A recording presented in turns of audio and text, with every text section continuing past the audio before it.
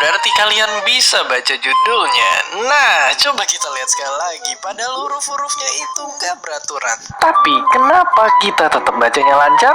Bahkan menariknya kalau dicampur angka pun, ternyata kita pun masih bisa lancar bacanya. Misteri apa ini? Apakah saking alaynya anak-anak ABG sampai kemampuan membaca kita juga udah diadaptasi? Tunggu dulu, pertama-tama jangan dulu sini sama para ABG karena ini tentu aja bukan salah mereka. Jadi fenomena ini sebenarnya punya nama, typoglycemia. Yaitu kondisi di mana kita masih bisa baca tulisan kayak tadi meskipun hurufnya acak-acakan. Tapi pertanyaannya, kenapa kita kayak gitu? Nah, faktanya bagian otak kita yang memproses visual itu udah terbiasa ngenalin pola-pola yang dibuat sama nenek moyang manusia, bahkan sebelum ada huruf. Jadi, sejak puluhan ratusan ribu tahun lalu, manusia purba gunain pola-pola estetik untuk berkomunikasi. Nah, pola-pola ini ngaktifin korteks visual di otak yang ngebantu manusia ngenalin tata letak objek. Dan sebenarnya kemampuan ini juga dimiliki primata lain. Tapi manusia itu ngeresponsnya dengan lebih aktif karena kita cenderung ngegabungin apa yang kita lihat sebagai satu kesatuan yang utuh.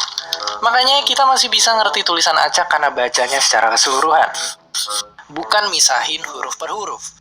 Dan menurut penelitian dari MIT, seiring waktu otak manusia juga beradaptasi dengan kemampuan khusus untuk membaca.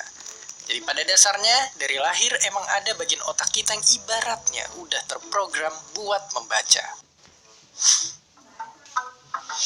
Tapi tunggu dulu, meskipun begitu nggak semua kata-kata dengan huruf berantakan itu bisa dibaca. Karena menurut peneliti dari Cambridge, ada beberapa faktor yang jadi penentu.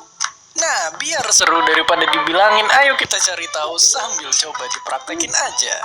Pertama, kata-katanya itu pendek dan lebih sedikit mengandung variabel. Nah, ayo kita coba dari kata-kata ini manakah yang paling mudah dibaca. Dan bisa ditebak tentunya yang paling kiri. Lalu kedua, kata hubung kayak di, ke, pada, nggak diacak. Ketiga, huruf-huruf acak yang mirip dengan kata aslinya lebih mudah dibaca. Keempat, huruf acaknya nggak punya persamaan dengan kata yang udah ada. Kelima, huruf depan dan belakang kata yang berantakan harus sama kayak aslinya. Nggak percaya? Coba baca 3 kalimat ini. Pastinya kalian juga ngerasain kalimat terakhir itu lebih ngebingungin.